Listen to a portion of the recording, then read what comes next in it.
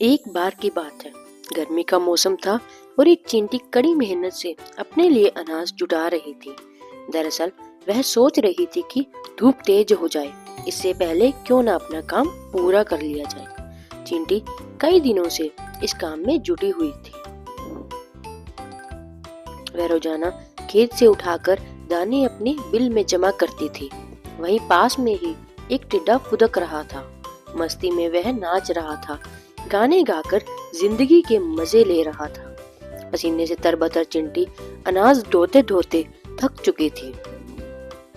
पीठ पर अनाज लेकर बिल की तरफ जा रही थी कि तभी टिड्डा फुदक कर उसके सामने आ गया और बोला, प्यारी चींटी, क्यों इतनी मेहनत कर रही हो? आओ मजे करें। चींटी ने टिड्डे को नजरअंदाज किया और खेत से उठाकर एक एक दाना अपने बिल में जमा करती रही। मस्ती में डूबा टिड्डा चींटी को देखकर हंसता और मजाक उड़ाता।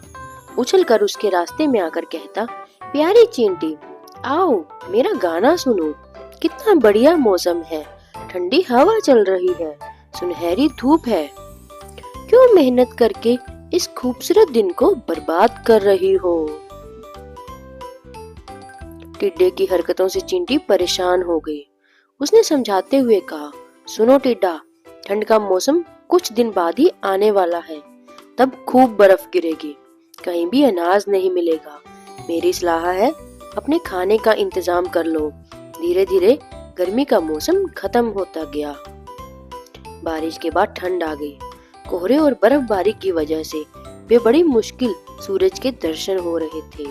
टिड्डे ने अपने खाने के लिए बिल्कुल भी अनाज नहीं जुटाया था। हर ओर बर्फ की मोटी चादर पड़ी थी। भूख से टिड्डा तड़पने लगा। टिड्डे के पास बर्फबारी और ठंड से बचने का इंतजाम भी नहीं था। तभी उसकी नजर चींटी पर पड़ी।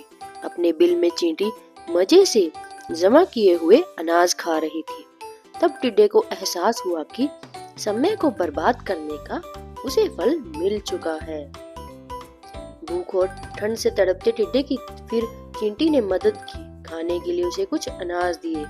चींटी ने ठंड से बचने के लिए खूब घास फूस जुटाए थे। उसी से टिड्डे को भी अपना घर बनाने के लिए कहा। तो बच्चों, इस कहानी से हमें यह सीख मिलती है कि अपने काम को मेहनत और लगन के साथ करना चाहिए। उस वक्त भले ही लोग मजाक उड़ाएं, लेकिन बाद में वे तारीफ ही करेंगे। Thanks for watching.